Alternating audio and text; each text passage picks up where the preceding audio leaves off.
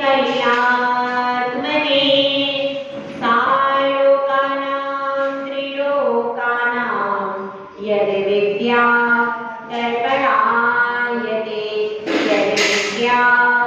दर्पणायते पंच परमेश्वरी भगवान की 1008 श्री शांतिनाथ भगवान की परम पूज्य आचार्य श्री आदि सागर महाराज की, आचार्य श्री मारी कीर्ति महाराज की, आचार्य श्री विमल सागर महाराज की, आचार्य श्री तपस्वी सम्राट सन्मति सागर महाराज की, आचार्य गुरुवर सुंदर सागर महाराज की, अहिंसा में विश्व धर्म की, जिनवाणी माता की, जो लोग परम पूज्य हरिका सुनैमती माता जी की, हरिका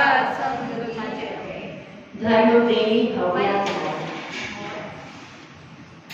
एक छोटा सा वृक्ष था, वह अपने पास देख रहा है कि एक बरगद का विशाल वृक्ष है। बरगद के वृक्ष को देख करके वह छोटा सा पौधा सोच रहा है, इसमें क्या खास है जो मुझ में नहीं है। कोई भी राह चलता आता है, मुझे तुरंत बाधा हो जाती है, मैं हवाओं से हिल जाता हूँ और हवाओं से भी हिल जाता हूँ। तेज बारिश चलती है, तूफान आता है तो मैं पूरा क्षतिग्रस्त हो जाता हूँ। लेकिन यह बरगद का वृक्ष न जाने कितने सालों से ऐसा ही स्थिर है, इसमें क्या खास बात है। तो वह बरगद के वृक्ष से पूछता है कि तुम इतने सालों तक स्थिर हो, तुम में क्या खास चीज है, कौन सी विशेष बात है कि तुम इतने सालों तक स्थिर हो। तो बरगद का वृक्ष कहता है कि देखो, मेरा स्थिर रहने का एकमात्र कारण है मेरी जड़ें मजबूत है और अंदर तक पृथ्वी के स्थिर है। स्थिर पृथ्वी कैसे स्थिर है और उस स्थिर पर स्थिरता की तरह मेरी जड़ें भी स्थिर है। आपको यदि स्थिर होना है तो स्थिर वस्तु का संयोग प्राप्त करो। चलायमान वस्तु का संयोग यदि प्राप्त करोगे और स्थिर होना चाहोगे तो कभी भी स्थिर नहीं हो पाओगे। किसी भी चीज जो पहले से स्थिर होता है वही दूसरे को स्थिर कर सकता है। जो स्वयं ही चलायमान है वह तुम्हें स्थिर क्या करेगा, वह तो गति देगा।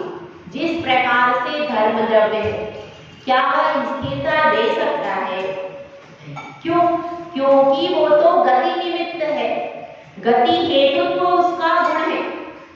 धर्म द्रव्य का गुण क्या है? गति हेतुत्व। उसका काम है जो चलना चाहे उसको चलाता है, इसीलिए उसमें गति हेतुत्व है। लेकिन वह स्थिर करने में कारण नहीं बनेगा। स्थिर करने में कारण कौन बनेगा? अधर्म द्रव्य, जो कि स्थिर होते हुए वस्तु को स्थिर रहने के लिए आधार प्रदान कर देता है। ठीक है ना?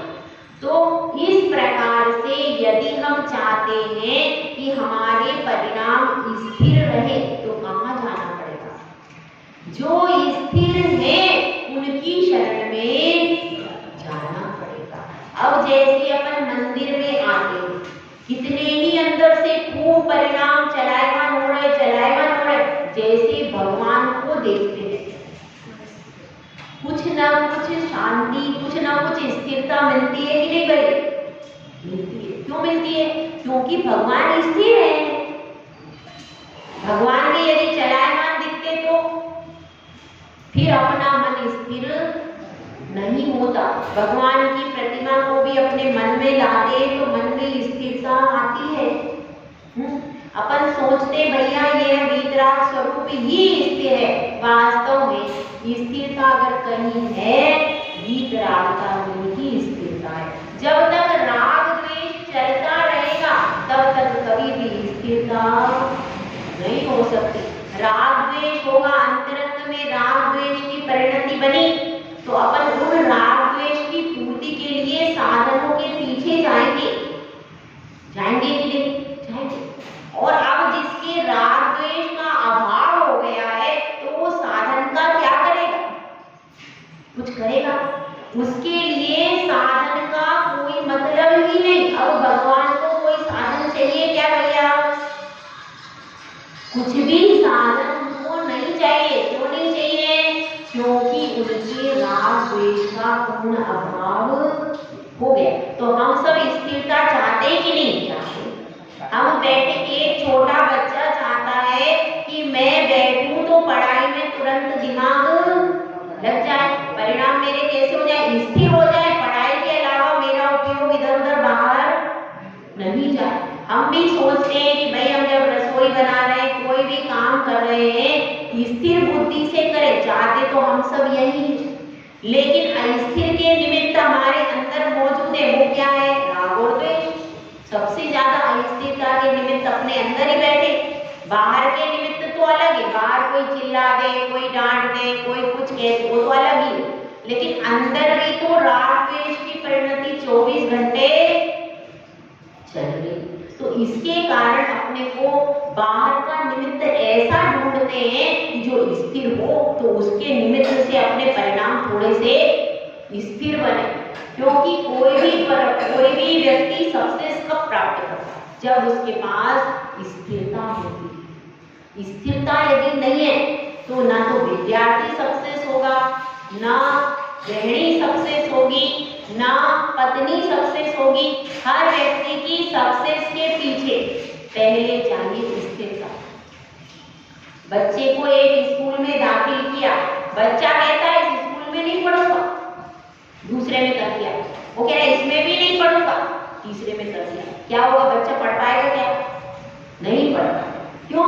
क्योंकि उसको एक स्कूल में ही रहना पड़ेगा, उसी के कायदे सीखने पड़ेंगे, तब जाकर के स्कूल थोड़ा खराब भी हो। अगर बच्चा स्थिरता से पढ़ता है तो खराब स्कूल का बच्चा भी टॉप पे आ जाता है, और स्कूल बहुत अच्छा है लेकिन बच्चा अच्छा नहीं, बच्चा स्थिर नहीं है, तो तुम कितने बढ़िया से बढ़िया लाखों के स्कूल में बच्चा डाल दिया, लेकिन बच्चा स्थिर नहीं है तो बच्चा कभी भी सफल नहीं। तो अपन सब अस्थिर बच्चे हैं, चंचल बच्चे अपन सब, है कि नहीं? हाँ, तो अपनी चंचलता को खत्म करने के लिए अपने को यह समझना है स्थिरता बहुत जरूरी है। उस स्थिरता को पाने के लिए भगवान की शरण में अपन आते हैं कि भगवान तुमने स्थिरता प्राप्त कर ली। अब भगवान कहाँ बैठे हैं? सिद्धशिला में। वहां से इधर उधर कहीं जाते क्या? क्यों नहीं जाते? स्थिर है तो वो अपने को हमेशा अपने सिद्धशिला में भगवान का स्वरूप देख करके बोध होता है, भैया हम भी स्थिर बने, राग द्वेष का विसर्जन करें। यही हमारे लिए वीतरागता प्राप्त करने के लिए सारभूत तत्व है। तो इस प्रकार से अब वह शिष्य प्रश्न कर रहा है, मेरा मन चलायमान होता है, मेरा मन स्थिर नहीं होता, मैं क्या करूं? तो गुरुदेव कह रहे हैं, जिस प्रकार से जिस वृक्ष की जड़ें अंदर अंदर जाती हैं, वह बरगद का वृक्ष वर्षों खड़ा रहता है, हिलता नहीं है, और वो उसको काटना भी सहज नहीं होता, बड़ी मुश्किल से उसको जड़ से अलग करा जाता है, तो भी वो बहुत दिनों तक, और अगर उसको कोई काटे नहीं तो वो लंबे समय तक स्थिर रहता है कि नहीं रहता। इसी प्रकार से तुम अपनी जड़ें गहरी बनाओ, अपनी क्या बनाओ? जड़ें गहरी बनाओ। तुम्हारा जो ये चारित्र रूपी वृक्ष है, कौन सा वृक्ष है अपना? चारित्र रूपी वृक्ष है अपना, और उसको उसकी यदि जड़ें आपकी गहराई से पहुंच गई तो आपको कोई हिला, जैसे कि सिद्ध भगवान को कोई हिला नहीं सकता, उनके पास पूरा चारित्र हो गया, तो अब उनको कोई हिलाने में भी समर्थ नहीं। इसी प्रकार से यदि तुमको स्थिर बनना तो सबसे पहले क्या करना पड़ेगा? अपनी जड़ों को मजबूत करो। जब कोई व्यक्ति कहता है मैं बहुत परेशान हूँ, आंधी पानी तूफान, मेरे पास घर नहीं है, क्या कहते हैं? ऐसा घर बनाओ। घर कैसा बनाओ? जिसमें अंदर नींव मजबूत हो। जिस आदमी का मकान समय समय पर जिसमें पानी चू रहा है, कभी कोई टूट जाता है तो वह शिकायत करता है, तो उसको क्या कहते हैं अपन? भैया नींव मजबूत करो। यदि तुम्हारी नींव मजबूत नहीं रहेगी, भले तुमने 3 मंजिला बना लिया और नींव मजबूत, तो मकान टिकेगा क्या? कभी भी आंधी से, पानी से, तूफान से वो क्या हो जाएगा? नष्ट हो जाएगा। इसीलिए मकान में जिस प्रकार से नींव की मजबूती जरूरी है, पेड़ में जैसे जड़ों की मजबूती जरूरी है, उसी प्रकार से हमारे जीवन में भी जब कोई व्यक्ति चारित्र की शुरुआत करना चाहता है, तो यह शिष्य गुरु के पास में आकर के कहता है, मैं चारित्र की शुरुआत करना चाहता हूँ। आप लोग करना चाहते हो कि नहीं? तो वह कह रहा है, हम भी चाहते हैं, हम हमारे योग्य चारित्र को शुरुआत करें, तो कैसे करें? किस प्रकार से हम पहला कदम कैसे उठाएं? तो अब इसके लिए आचार्य परमेश जी आपको बता रहे हैं कि पहला कदम कैसे उठाएं। देखिए अपन सब देखते हैं 66 नंबर की कथा। मध्यमास मधु त्यागैः सहानुव्रत पंचकम् अष्टो मूल गुणा माहुर गृहिणां श्रवणोत्तमः। अष्ट मूल गुण। मूल गुण किसको कहते हैं? जो जिस प्रकार से जड़ वृक्ष में क्या है? मुख्य है, मूल है, तो उसी प्रकार से एक श्रावक के लिए मूल चीज क्या है? मूल चीज क्या मतलब? जिसके आधार पर चारित्र का वृक्ष खड़ा होता है, वह वृक्ष की जड़ क्या है? मूल गुण। समझ में आई ना? अष्ट मूल गुण वे हैं जिनके आधार पर चारित्र का वृक्ष खड़ा होता है। तो ये अष्ट मूल गुण कौन कौन से बताए हैं? पहला क्या है? मद्य का त्याग। मद्य मतलब क्या होता है? शराब, ठीक है। मांस, दूसरा क्या है? मांस का त्याग। तीसरा मधु यानी शहद का त्याग। सहानुव्रत पंचकम्, और इसके साथ में क्या? 5 व्रत। कौन से? अणुव्रत। सहानु यानी स यानी सही, सह मतलब क्या हो गया? साथ में, और अणु यानी छोटा। कुछ इसके साथ में कौन से व्रत? 5 अणुव्रत। इनको क्या कहा है? इनको श्रवणोत्तम। श्रवणोत्तम कौन है? अनंत परमेश्वर। आचार्य समंतभद्र स्वामी की महानता है, हर श्लोक में वो कह रहे, मैं नहीं कह रहा। कौन कह रहा है? श्रवणोत्तम। श्रवणों में सबसे उत्तम कौन है? अनंत भगवान। उनकी कितनी लघुता है, हर श्लोक में वो क्या कह रहे हैं? श्रवणोत्तम। भगवान ने कहा है, वैसा कह रहा हूं, अपने मन का नहीं कह रहा हूं। उन्होंने कहा है, कह रहे अष्टो मूल गुणा माहुर। अष्ट मूल गुण कहे गए किसके लिए? ग्रहीणाम, गृहस्थियों के लिए। किसने कहे हैं? जो श्रवणों में उत्तम अनंत प्रभु हैं, उन्होंने ये क्या कहे हैं? अष्ट मूल गुण कहे। तो मध्य का क्या? अपन पहले इसको समझते हैं, फिर कई प्रकार के अष्ट मूल गुण उनको भी बताएंगे। तो पहला क्या बताया? मद्य का क्या? मद्य मतलब शराब। शराब में क्या क्या आएगा? शराब में स्मेक है, गांजा है, अफीम है, भांग है, सिगरेट है, तंबाकू है, बीड़ी है, गुटखा है, ये सब है। जिनको खाने के बाद तलब लग जाती है। तलब मतलब क्या? खाने के बाद हमें बार बार खाने की इच्छा होती है। उन वस्तुओं को क्या कहते हैं? उन सब वस्तुओं का नाम है मद्य। समझ में आ गई बात? जिन वस्तुओं को खाने के बाद बार बार इच्छा होती है, बार बार तलब लग जाती है, और फिर खाने के बाद अपना शरीर पूरा रोगों से भर जाता है, वो सब चीजें क्या है? वे सब नशीली वस्तु। समस्त नशीली वस्तुओं का नाम क्या है? मद्य। समझ में आई बात? अकेले शराब को नहीं पकड़ के बैठना, शराब तो है ऐसी वस्तुएं जिनके सेवन करने से नशा हो जाता है, हम अपनी आत्मा को भूल जाते हैं, हमें यह पहचान नहीं होती है कि हमारा अपना कौन है, पराया कौन है, कोई विवेक नहीं रहता। जिन वस्तुओं के प्रयोग से विवेक नष्ट हो जाता है, समझ में आएगा, विवेक नष्ट हो जाता है, तलब लग जाती है, बार बार इच्छा होती है उनको ही सेवन करने की, भूख समाप्त हो जाती है, फिर भोजन की इच्छा नहीं होती। क्या इच्छा होती है? शराब पी ली तो हर रोज उसको फिर क्या चाहिए? शराब ही चाहिए। ऐसी स्थिति हो जाती है। तो उनके द्वारा मेरा अच्छा क्या है, मेरा बुरा क्या है, ऐसा विवेक उत्पन्न नहीं होता है, बुद्धि उसकी भ्रष्ट हो जाती है। कैसे? शराब से। और जो व्यक्ति शराब पीते हैं वो फिर सप्त व्यसनों में फंस जाते हैं, क्योंकि बुद्धि विवेक नष्ट हो गई।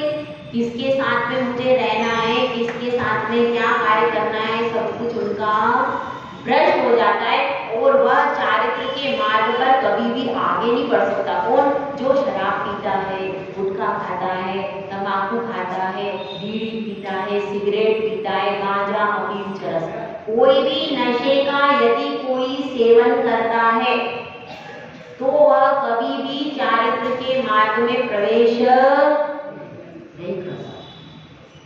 ठीक है। इसके बाद दूसरी चीजें मांस। तो अपन ये समझिए, जो आयुर्वेदिक दवाइयां होती हैं जिनको अपन ताकत के लिए, द्राक्षासव है जिनमें आसव लिखा हुआ है, द्राक्षासव आता है और भी कई कई प्रकार के आसव जो लिखे। आसव मतलब क्या है? शराब। जी हाँ, जितने भी आयुर्वेदिक लिक्विड फॉर्म में दवाइयां आ रही हैं और आसव लिखा हुआ है, वह सब शराब ही है। मगर उसमें शराब को थोड़ा सा प्यूरिफाई कर लेते हैं तो वह नशे को उत्पन्न नहीं करते। समझ में आ गई बात? वो औषधि के रूप में होती है मगर होती शराब ही है। आप देख लीजिए, द्राक्षासव आपको मिल जाएगा, मिलता है कि नहीं? द्राक्षासव मतलब द्राक्ष का अर्थ होता है अंगूर। अंगूर को सड़ा करके वो आसव बनाया जाता है। मतलब आसव भी एक प्रकार की शराब है मगर उसकी जो मद शक्ति है उसको नष्ट कर देती है। मद शक्ति से केवल ताकत आती है। ठीक है। तो ऐसे प्रोडक्ट, ऐसे कम से कम आयुर्वेदिक जिनमें आसव लिखा हुआ है उनको भी सेवन नहीं करना चाहिए। और सर्वोत्तम क्या है कि आप किसी भी लिक्विड दवाई का सेवन न करें। इसके स्थान पर अपने घर में उकाली बनाओ। अपने घर में प्राकृतिक, आपको लिक्विड लेना है तो क्या करना चाहिए? सिरप ना पी करके अपने घर में उकाली आदि का प्रयोग करो। दूध से, सोंठ से आदि से उकाली बना करके पिलाना चाहिए, क्योंकि सिरप में अनछना जल है, अनंत जीवों का उसमें उत्पन्न हो जाता है, लंबे समय तक पड़े रहते हैं। कौन से अभी तुरंत बनाकर आपको दे रहे हैं, तो उसमें क्या डला है इसका कोई भरोसा। सूखी चीज में तो आप देख लो, गोलियां सूखी है, एक बार गोली फिर भी ठीक है, वो फिर भी अपन थोड़ा बहुत देख सकते हैं। और आपको आयुर्वेदिक पदार्थ की गोलियां इस्तेमाल करो सबसे अच्छा। आयुर्वेदिक वस्तुओं का इस्तेमाल करने से अपन बहुत सारे दोषों से बच सकते हैं। लेकिन कम से कम लिक्विड फॉर्म की जो आसव लिखी है उन दवाइयों को नहीं लेना चाहिए। समझ में आ गई बात? ठीक है, ये मध्य का हो गया। अब दूसरी कैटेगरी क्या है? मांस। मांस का कैसे होता है? मांस में क्या आता है? पंचेंद्रिय आदि का कलेवर, 2 इंद्रिय से संज्ञा मांस की प्रारंभ होती है। समझ में आएगा? एक इंद्रिय के पास आप कितना ही एक इंद्रिय को कुछ भी कर दो, उसमें से कभी खून मांस निकलता नहीं। निकलता है क्या? 2 इंद्रिय से खून मांस संज्ञा चालू हो जाती है। आप स्वयं प्रयोग करके देख सकते हैं। 2 इंद्रिय जो जीव है, बिल्ली आदि भी है, तो उसको भी अगर अपन करो तो वो ताज चलते फिरते दिखते हैं और उनका घात करने से महान पाप का बंध होता है। तो 2 इंद्रिय से क्या संज्ञा प्रारंभ होती है? 2 इंद्रिय जीवों से लेकर के पंचेंद्रिय तक खून और मांस उत्पन्न होता है। इसीलिए त्रस्त जीवों के घात का सर्वथा निषेध किया। जो जीव हमको चलते फिरते दिख रहे हैं उनको कभी भी घात नहीं करना, ठीक है। तो इसलिए क्या बताया है कि मांस की संज्ञा कहाँ से प्रारंभ होगी? 2 इंद्रिय से लेकर के पंचेंद्रिय तक के जितने भी जीव हैं उनकी खून और मांस कभी उत्पन्न होता है, उनकी मांस की संज्ञा। अब अपने को यह देखना है कि इन जीवों से हम कैसे बच सकते हैं। तो सर्वप्रथम तो क्या है, 2 इंद्रिय से लेकर पंचेंद्रिय तक जीव आपको चलते फिरते दिखते ही है। मक्खी है, मच्छर है, उड़ते हुए भी दिखते हैं, तो ये चलते फिरते भी दिखते हैं, उड़ते हुए भी दिखते हैं। तो जैसे अपने को आंखों से दिख रहे तो अपने को सबसे पहला क्या है कि उस जगह से आप स्वयं हट जाइए। ये सर्वोत्तम पहला मार्ग क्या है? जहाँ पर बहुत सारी त्रुटियां उत्पन्न हो जाती, बहुत सारी जगह, अगर अपने पास अन्य स्थान है तो कुछ समय के लिए उस स्थान को छोड़ो। और यदि हमारा एक कमरा है, हमारे कमरे में उत्पन्न होगी तो क्या करेंगे? तो उसका ये उपाय है कि उनको कोमल कपड़े से, कोमल झाड़ू भी, कठोर झाड़ू मत लाना, इतनी कठोर झाड़ू हो कि वो जीव की प्राण निकल जाए। तो उसको कोमल कपड़े से, कोमल वस्त्र से, कोमल झाड़ू से उस जीव को अपने एक कागज पर या सूखी चीज पर व्यवस्थित भर ले, जिससे जीवों का घात, और फिर उनको ऐसी जगह पर छोड़ें जहां पर डालने से उनके प्राणों का घात न होगा। ऐसा नहीं आपने बहुत तेज धूप में छोड़ दिया, पानी गिरा था वहीं पे बंदे डाल दिए सारे, क्या होगा? उन जीवों का घात हो जाए। तो उन जीवों को ऐसे स्थान पर डालो जहां पर वे सुविधा पूर्वक चल फिर करके अपने स्थान को जा सके, ठीक है। अब क्या है? मांस संज्ञा। और क्या कर सकते हैं अपन इस बारे में? सर्वोत्तम यह है मर्यादा वाला भोजन करो। तो क्योंकि मर्यादा विहीन जो भोजन है, मर्यादा विहीन जो भोजन है उसकी भी शास्त्रों में मांस संज्ञा है। उसमें प्रति समय 10 जीवों की उत्पत्ति हो रही है कि नहीं? हो रही है। इसलिए मर्यादा वाला भोजन करने का उपदेश क्यों देते हैं तो आज? इसीलिए कहते प्रतिमा लो। हमको भी कहा है आप वैष्णव समिति देखो, जहां पर शुद्ध भोजन हो वहीं पे करो। तो सर्वोत्तम पालक कौन है? जो मर्यादा वाला भोजन करता है। अभी कितने दिन की मर्यादा है? 3 दिन की मर्यादा वर्षा काल में, और गर्मी में कितने दिन की होती है? 5।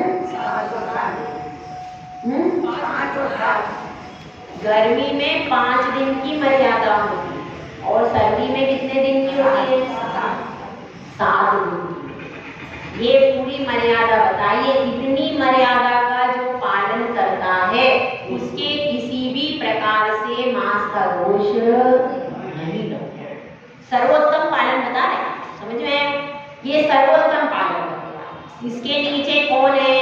इसके नीचे जो पालन करते हैं वो कैसे करते हैं कि मर्यादा का तो नहीं कर पाते, लेकिन इसके अलावा और क्या करते हैं? तो भैया हमारा बाजार की सब वस्तुओं का पूरा है, बाजार की कोई भी वस्तु हम नहीं खाएंगे। तो इतनी भी मर्यादा होती है। तो बाजार की वस्तुएं जो बनी है वो अशुद्ध हाथों से बनी है, मांसाहारी लोगों ने उनको बनाया। किसने बनाया? तुम्हें क्या पता उसने हाथ धोए थे कि नहीं धोए थे, उसमें कितने कीटाणु है, कितनी बीमारी है। तो कम से कम वह बाजार की जो अशुद्ध अवस्था में बनाई गई वस्तुएं उनसे बच जाता है। और उसने कदाचित उसमें कुछ मांस का अंश डाल दिया हो, जिलेटिन डाल दिया हो, कोई वस्तु डाल दी तो आपको पता क्या चलेगा? तो इसलिए और फिर पक के कुछ पता नहीं चलता, वो तो आपके पास प्रोडक्ट पूरा पैक आता है। अब उस प्रोडक्ट में उसने क्या डाला क्या नहीं डाला आप पैकेट पे बारीक बारीक लिखा है, समझते फिर हो। तो उसके बाद सेकंड नंबर पे कौन आएगा? उत्तम कौन हो गया? मर्यादा वाला। सेकंड नंबर का कौन हो गया? जो बाजार की समस्त वस्तु का पूरा त्याग कर देता है, कोई भी बाजार की वस्तु खाता, ठीक है, तो वह क्या हो गया? वो उससे नीचे के ग्रेड वाला। उसके बाद क्या है? उसके बाद बाजार की वस्तुओं का तो त्याग है, लेकिन घर में भी वो व्यवस्थित कर रहा है, पानी छांट करके ही बना रहा है, घर में भी विवेक पूर्वक पूरी क्रिया कर रहा है। एक मर्यादा का पालन नहीं है।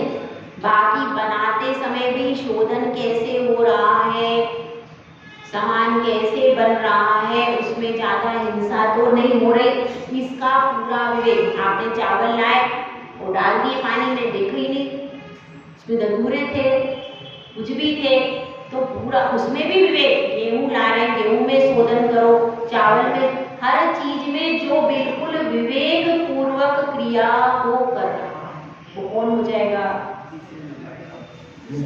वह उससे भी अच्छा है। केवल बाजार की वस्तुओं का त्याग नहीं है तो उसमें अच्छा पालन कर। तो इस प्रकार से अपने को समझना है कि मास संज्ञा। और क्या कर सकते हैं?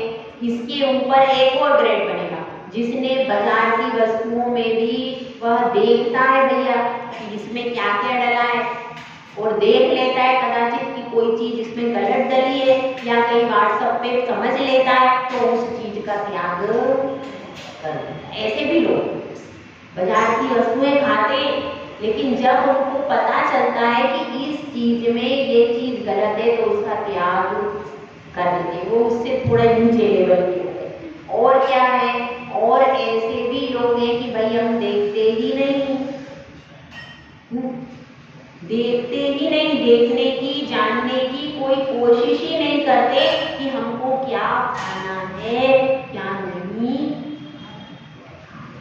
इससे क्या होता रहेगा? फिर आप क्या खा रहे हो इसका भी वेट। और भी लोग हैं कि भाई हम नॉनवेज होटल में नहीं खाएंगे, ऐसा भी नियम है लोगों का।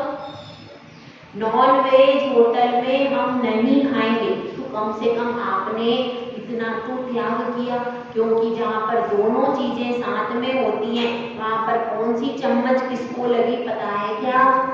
उसमें खाना चाहिए क्या? ऐसे भी लोग हैं। तो कम से कम अपनी अपनी क्षमता के अनुसार धीरे धीरे बढ़ो, लेकिन सबसे पहला त्याग क्या करना चाहिए? जहाँ पर वेज और नॉन वेज दोनों प्रकार की वस्तुओं का व्यवहार होता है, सर्वप्रथम उस होटल में जाने का त्याग कर सकते हो। और सर्वोत्तम क्या है? बाहर जाओ तो अपना भोजन बना करके ले जाओ, अपना सुबह सामान, तो कहीं भी आपको विकल्प नहीं होगा। होटलों में आजकल बताया गया है, होटलों में ऐसी वस्तुओं का प्रयोग किया जा रहा है, अजीनोमोटो डालते हैं, वो पूरा काय से बना है? पूरा बैक्टीरिया से मिलकर बना हुआ अजीनोमोटो, उसको आप डाल दो, सड़ी से सड़ी वस्तु में डालो, टेस्ट बढ़िया आ जाता है, बहुत बढ़िया टेस्ट है। लेकिन क्या आता है? वो बैक्टीरिया उसमें कई कई प्रकार के जीवों को डाल देते हैं और उससे टेस्ट तो अच्छा आ रहा है, पर इतनी सारी हिंसा हो रही है तो वो खाने योग्य वस्तु। इसीलिए बड़े बड़े होटलों में दिखने में सुंदर बनाने के लिए तरह तरह की चीजें ऐसी डाल देते हैं जिससे टेस्ट बढ़िया आता है। उनको तो सिर्फ टेस्ट से मतलब है, भले इनको भूसा बना दे, उनको क्या ऐसे मतलब है? सामान तो बिल्कुल लोअर क्वालिटी का, लेकिन टेस्ट आ जाए तो आदमी टेस्ट के कारण आता है होटल जाते हैं, केवल टेस्ट के लिए जाते। और अगर आपको टेस्ट अच्छा मिल गया, आप नहीं पूछोगे इसमें क्या डाला था, पूछ सकते हो जाके, कुछ भी वो डाल के तुमको दे दे और तुम्हें सिर्फ टेस्ट अच्छा आ जाएगा तो अपन दूसरे दिन तो चुप जा। ये कमी किसकी है? आज की डेट में जैन व्यक्ति सबसे सबसे ज्यादा होटल में खाता है आपको 90% जैन व्यक्ति। और अब होटलों की रिपोर्ट ये आ रही है कि होटलें ऐसे बन गए हैं जिनमें वंश की उत्पत्ति को नष्ट करने के लिए ऐसी दवाइयां हम भोजन में डाल देते हैं जिससे आगे आप नपुंसक हो जाते हैं और आपकी वंश वृद्धि न हो। एक वर्ग पूरा ये चाह रहा है किसी प्रकार से इनकी वंश वृद्धि रुक जाए, इसके लिए आपकी कन्याओं को शोषित किया जा रहा है। उसके बाद भोजन में क्या मिलाया जा रहा है, ऐसी चीजें मिलाई जा रही जिससे आप नपुंसक हो जाओ और वंश वृद्धि उनकी हो, आपकी ना हो पाए। तो ये सारी पूरा एक व्यवस्थित षड्यंत्र है और उससे आप फंसने से बचना चाहते हो तो सबसे पहले अपने बच्चों को और स्वयं को उस चीज से बचाओ, क्योंकि आपके बच्चे ने उस होटल में भोजन किया, अब वह भविष्य में कभी भी आपके घर में पोता पोती खेलने के लिए नहीं आएंगे और आपको पता ही नहीं चलेगा क्या हो गया। आप जिंदगी भर इलाज कराते रहो, कुछ नहीं। समझ में आई बात? तो इसलिए समझना है सबसे पहले अपने को ये होटल वाली प्रकृति से बचना, बाहर के भोजन का निषेध करो, स्वयं अपने हाथ से अपने बनाओ, अपने ले जाओ और अपने बच्चों को विशेष तौर से, क्योंकि आप खा लोगे तो आपको कोई बात नहीं, आपकी संतानें होगी, लेकिन अगर हमारे बच्चे खा लेंगे तो हमारे लिए आगे हमारा वंश पूरा नहीं हो। इसलिए ध्यान रखना है अपने को होटल की संस्कृति से बचना। तो अब क्या हो गया, मांस संज्ञा समझ में आ गई। उसके बाद है मधु। मधु किसको कहते हैं भाई? शहद। शहद मतलब क्या है? हनी। कैसे बनता है भैया? मधुमक्खी फूलों के पास में जाती है, फूलों के पास में जाकर के अपने हाथों में लेकर के आती है क्या? रस। फिर वो बनाती है, ठीक है ना? ऐसे ही होता है, ऐसा ही होता है क्या? कुछ लोग कहते हैं भाई जैसे हम भोजन बनाते हैं रसोई में, मधुमक्खी बनाती है शहद, ठीक है ना? तो अब यही समझो। तो फिर जब हम महिला रसोई में बना रही तो हमारा शुद्ध है, उसका भी शुद्ध है। तो भैया वो हाथों में लेकर नहीं आती, मुंह में लेकर आती है। और आप भी यदि मुंह में लेकर के आओ तो परिवार से कहो कोई परिवार का व्यक्ति खाएगा क्या? क्यों? इसमें क्या दिक्कत? जब मधुमक्खी का हनी खा सकते तो आप तो उनकी प्रिय पत्नी हो, तो क्या दिक्कत है? बताओ, सोचो हम क्या खा रहे हैं? मधुमक्खी मुख में वो रस लेकर के आती है, फिर अपने छत्ते में आती है और छत्ते में बैठ करके वो अपने मुख से लाल से मिश्रित वह रस को निकाल करके अपने छत्ते में रखती जाती है। उसी में उसके बच्चे भी हैं, उसी में अब उसके बच्चे क्या कर रहे हैं? उसके बच्चे तो उड़ नहीं सकते, छोटे छोटे बच्चे, वहीं उनका सब कुछ हो रहा है और उसी में उसी गंदगी पूरी पड़ी हुई है, उसी में वो क्या है? उनके मुख का रुमाल। आपको यदि उल्टी हो जाए तो आपके परिवार का कौन सा सदस्य उसको ग्रहण करेगा? क्यों? जब हमारी उल्टी को कोई परिवार का सदस्य ग्रहण नहीं कर सकता तो ये बताइए वो शहद को कैसे ग्रहण करेंगे?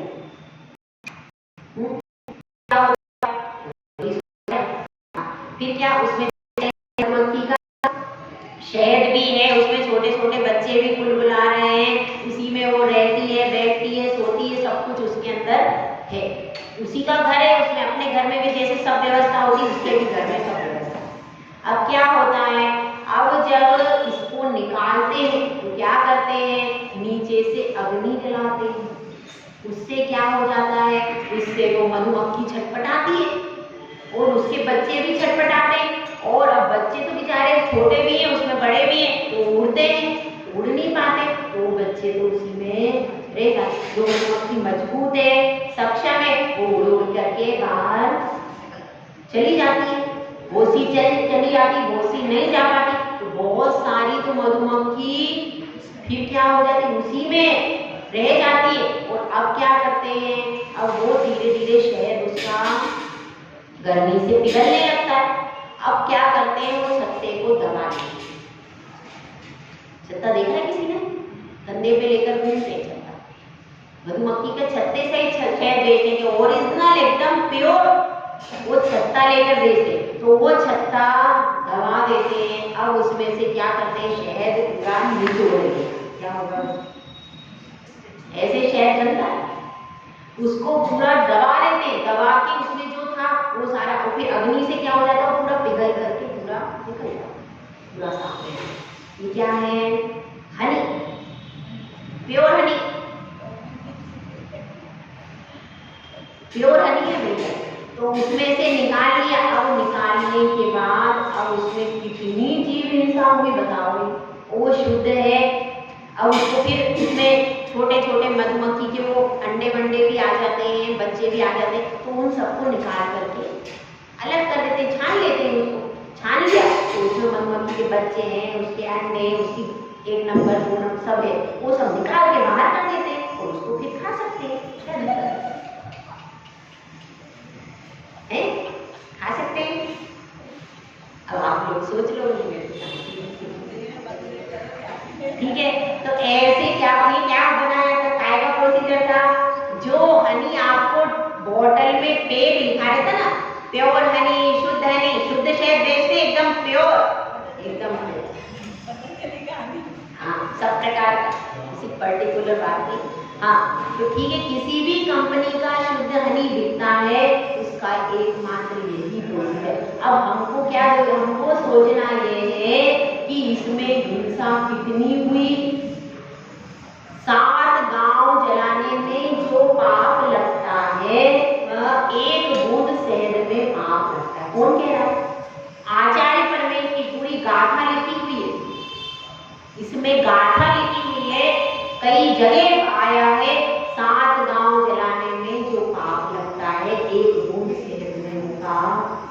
तो हम औषधि कैसे खाएं? औषधि कैसे खाओगे? औषधि खानी है तो चाशनी बना के खा लो। आयुर्वेदिक औषधियों में प्रयोग करने का बोलते हैं, क्या करना चाहिए, चाशनी बना करके आप उसको खा लो, चाशनी शुद्ध है, ठीक है ना। तो इसलिए यह समझना चाहिए कि शहद कभी भी हमारे लिए अनुसेव्य में आया, अनुसेव्य है, खाने योग्य नहीं। तो ये 3 चीजें क्या हो गई, इसको क्या कहते हैं, 3 मकाम, मद्य, मांस और मधु का। आइसक्रीम में भी शहद का यूज होता है, कहीं कहीं आइसक्रीम में भी शहद का यूज किया जाता है। तो कहीं आपको यदि आइसक्रीम में कोई शहद का प्रयोग करे तो उनको मना कर देना कि भैया हमारी आइसक्रीम में शहद मत डालना, अपन कैसे, ठीक है। इसीलिए कह रहे हैं कि बाजार की चीजें हैं उनको प्रयोग करना बंद कर दो, होटल में जाना बंद कर। अगर आप चाहते हो कि आपके घर में छोटे छोटे पोता पोती खेले, तो बच्चों का सबसे पहले होटल का त्याग हो,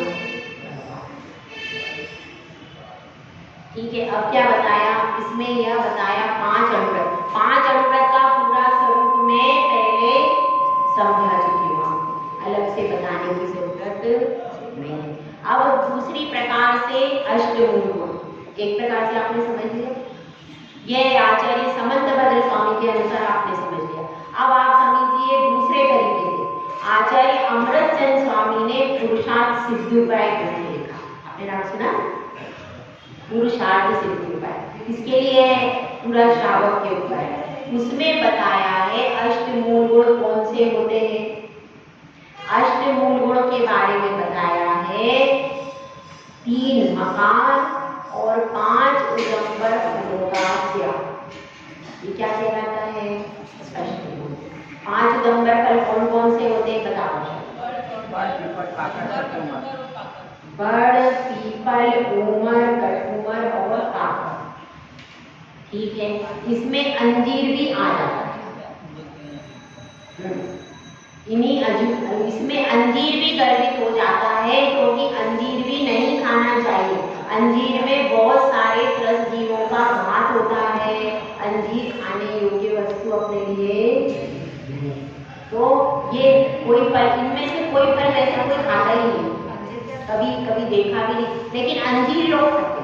तो अंजीर भी नहीं खाना चाहिए, कोई उदंबर फलों में ही गर्भित हो जाता है। ठीक है, तो अब एक प्रकार से, दो प्रकार से आपने समझ लिया अष्टमूल गुण, तीसरे प्रकार से समझो। तीसरे प्रकार से आचार्य जिनसेन स्वामी ने लिखा मद्य मांस और मधु का त्याग और जुआ का त्याग और 5 उदंबर फलों का त्याग। जुआ खेलने का त्याग एक अपेक्षा से यह भी है, और भी एक अपेक्षा से। वो कैसी अपेक्षा है कि सप्त व्यसन का त्याग और 5 उदंबर फलों का त्याग। 7 सप्त व्यसन होते हैं 7, और एक क्या हो जाता है 5 उदंबर फल। सप्त व्यसन में देखिए मांस भी आ जाएगा, मद्य भी आ गया, उसमें मधु बस नहीं आता, तो मधु का अलग से दे दिया उन्होंने, 3 मकार हो गए, तो इसमें मधु बस नहीं आता। तो मध्य सप्त व्यसन का त्याग और किसका त्याग 5 उदंबर फलों का त्याग। एक प्रकार से अष्टमूल गुण ये भी कहेंगे। ठीक है, और पंडित आशाधर जी के अनुसार अन्य प्रकार से अष्टमूल गुण कौन कौन से? सबसे पहले है नित्य देव दर्शन। समझ में आया? नित्य देव दर्शन, पानी छान करके, नित्य देव दर्शन, पानी छान करके पीना और रात्रि भोजन का त्याग, और हो गया आपका मद्य का त्याग, मधु का त्याग, मांस का त्याग, जल कारण और जीव दया पालन। ठीक है, तो ये हो गए क्या अष्टमूल गुण पंडित आशाधर जी के अनुसार। तो इस प्रकार से कई सारे अष्टमूल गुण कहे गए, तो जिसमें से सबसे प्रासंगिक कौन सा है वर्तमान में? यह जो पंडित आशाधर, और ये किसी आचार्य के अनुसार भी है, उसमें नाम नहीं दिया पर अन्य आचार्य का नाम लिखा है, अन्य आचार्य के अनुसार भी है। तो उसमें क्या क्या आएगा? सबसे पहला क्या है मूल गुण? नित्य देव दर्शन। प्रतिदिन सुबह से उठ करके सबसे पहले भगवान के दर्शन करना। बिना भगवान के दर्शन के आप जैन नहीं कहला सकते। कहला सकते हो? भगवान का दर्शन प्रतिदिन करना कर सकते ही नहीं अपने नियम कर सकते। और कदाचित हमारी ऐसी अवस्था हो जाए कि हमको भगवान के दर्शन नहीं हो पाए, कहीं बाहर जाना पड़े, कोई परिस्थिति हो जाए, तो क्या करना चाहिए? तो उस समय पर कम से कम रस का त्याग कर दो, दही का त्याग कर दो, तेल का त्याग कर दो, दूध का कर दो, जैसी जिसकी सामर्थ्य। दही और तेल का त्याग, 2 रस का त्याग तो कर ही सकते हैं, 2 रस का कर दो, जो कर सके तो दही तेल दूध का त्याग। कम से कम हमें एहसास तो हो कि हमने आज भगवान का दर्शन नहीं किया, हमारे अंदर छटपटाहट तो हो, जैसे कि मछली छटपटाती है ऐसी छटपटाहट अंदर होना चाहिए कि हमको आज भगवान का दर्शन नहीं हुआ। तो इसलिए क्या करना चाहिए? अपनी सामर्थ्य के अनुसार 1, 2, 3 कितने भी रसों का त्याग करके, और अगर अच्छी सामर्थ्य है तो फिर सब रसों का त्याग करके नीरस कर लो, फलों का आहार कर लो, फल के आहार करके पानी ले लो, एक कोई सब्जी ले लो, पानी ले लो, अन्न ले लो। इस तरह से करके अपनी सामर्थ्य के अनुसार अपन पालन कर सकते हैं, कर सकते हैं। तो ताकि हमारा एक मूल गुण आज कम हुआ, हमको एहसास हो जाए। पहला कौन सा हो गया? नित्य देव दर्शन। दूसरा क्या है? पानी छान के पीना। ये भी बहुत कठिन है, लेकिन नहीं कठिन, श्रावकों के लिए, गृहस्थों के लिए तो है। तो जहाँ अगर बाहर पर इससे अपना स्वास्थ्य ठीक रहता है, बहुत सारी बीमारियों से जैन लोग बचे हैं कोरोना से, तो पानी गर्म करने के कारण, छान के पीने के कारण, उबालने के कारण ही बहुत कुछ बचे। तो पानी छान के पीना चाहिए, और सर्वोत्तम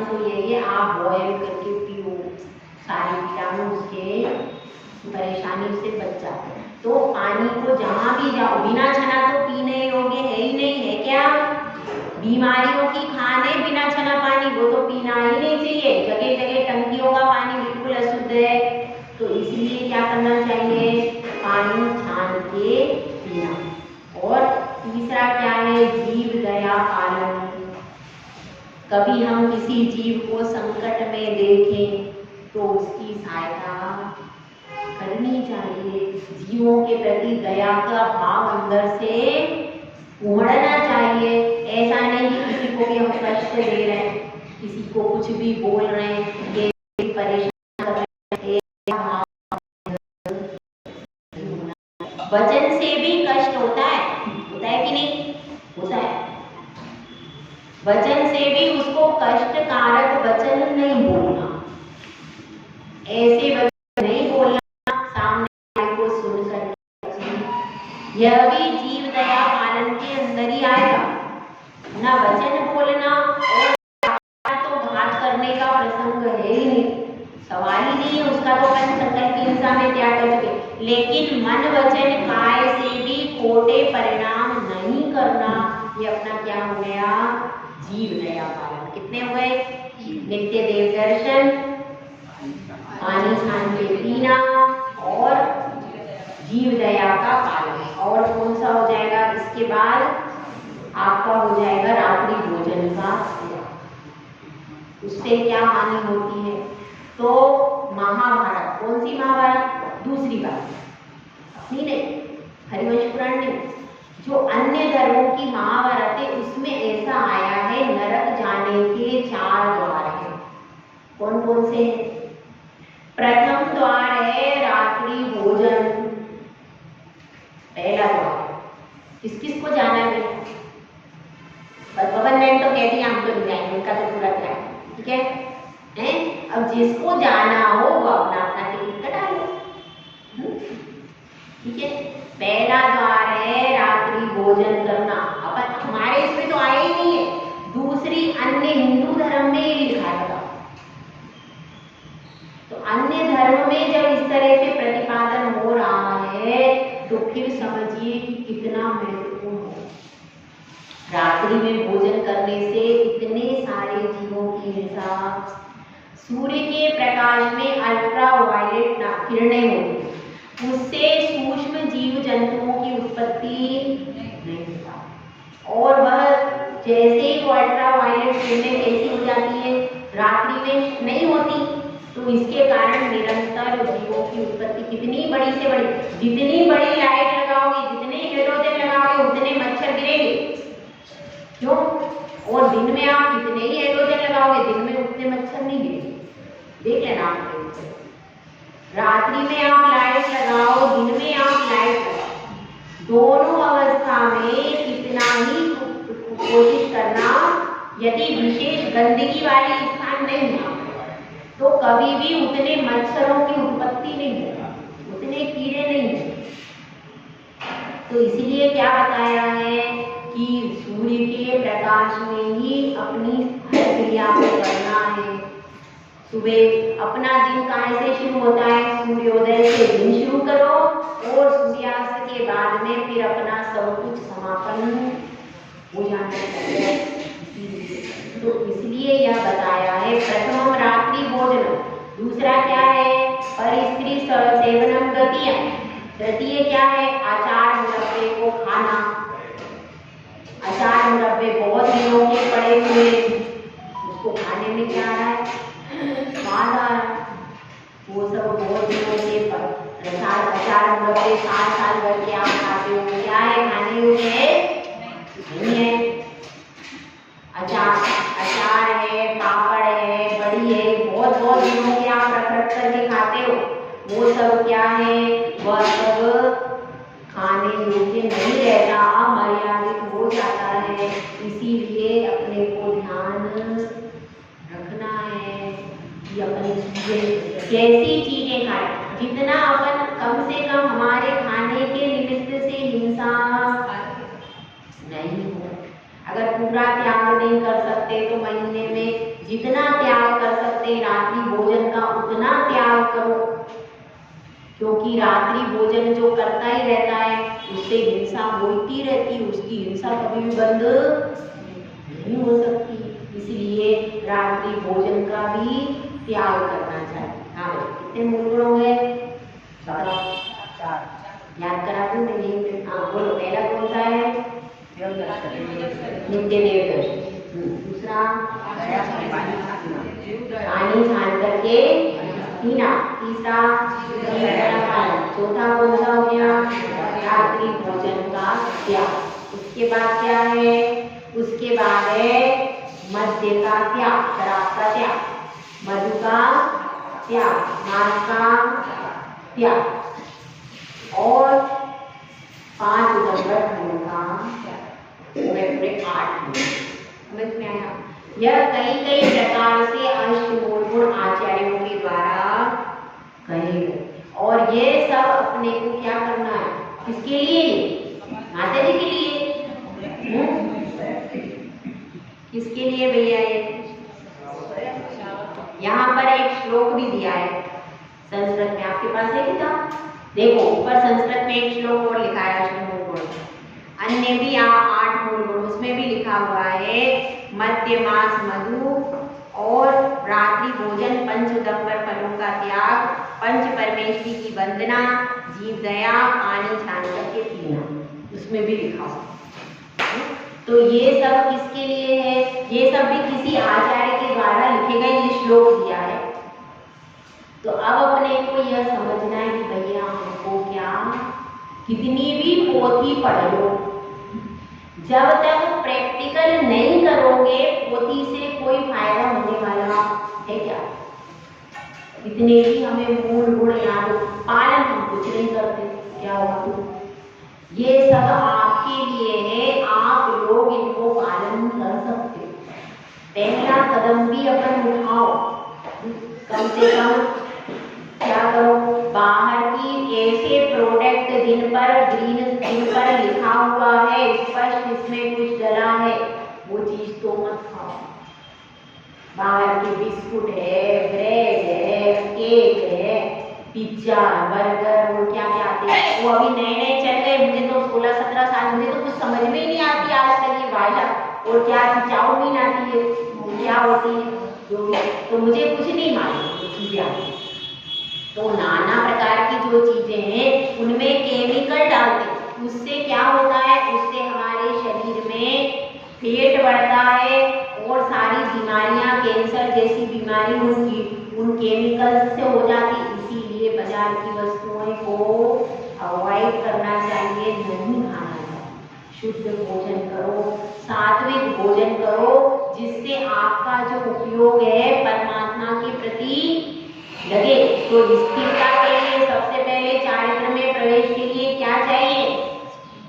सबसे पहले सप्त व्यसन का सब त्याग करो। सबका त्याग है भैया, त्याग है सप्त व्यसन का। सप्त व्यसन का त्याग करो। सप्त व्यसन तो कोई करते तो हो ही नहीं, तो कम से कम त्याग कर सकते हो कि नहीं? रात्रि भोजन सप्त व्यसन में नहीं आता। सप्त व्यसन में फिर से बता दो, सप्त व्यसन में क्या क्या आता है? सबसे पहला जुआ खेलना, सट्टेबाजी करना, पैसे से सट्टेबाजी, क्या हो गया?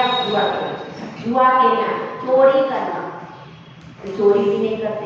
जुआ, चोरी, मांस, डायरेक्ट मांस भी नहीं खाना, मांस, शराब पीना, नशा करना, गुटखा खाना, खाते हो? नहीं।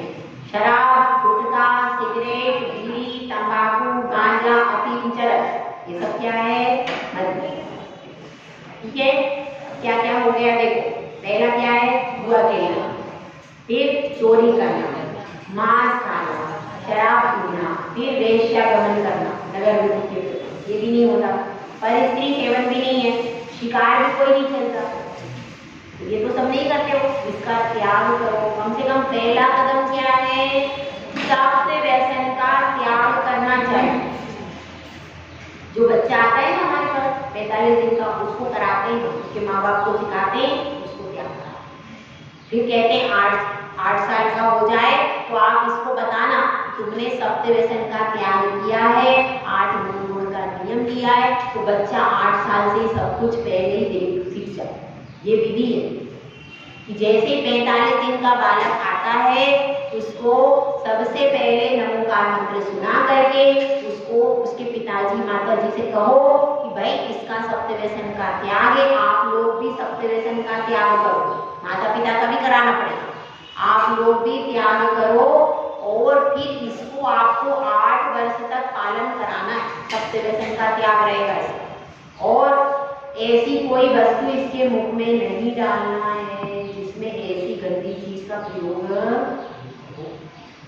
फिर 8 साल के बाद बच्चे को विधिवत किसी साधु के पास में ले जाओ, ले जा करके उसको कहो भैया तुम्हारा सप्त व्यसन का त्याग है।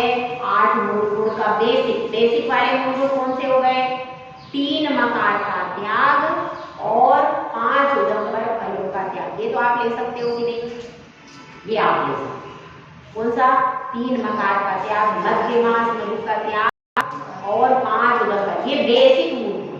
तो इतना मूल गुण तो अपन ले सकते हैं और ये भी ले सकते हो सप्त व्यसन का त्याग, 5 उदंबर फलों का त्याग। तो इतना कम से कम बेसिक से तो आगे बढ़ो, एक अपना आधार तो तैयार होगा, फिर आधार के बाद में आप धीरे धीरे आगे बढ़ते रहो।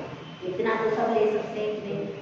तो इससे शुरुआत, कम से कम आप शुरुआत तो करो। एक बार शुरुआत हो, एक बार क्लास में प्रवेश किया, धीरे धीरे करके आगे सीख लेगा, आगे बढ़ जाएगा। और हम प्रवेश नहीं करेंगे तो कैसे? सब बहुत इजी पद्धति से आप बताया जा रहा है, समझाया कि कम से कम आप क्लास में प्रवेश करने का करो ताकि आपकी दुर्गति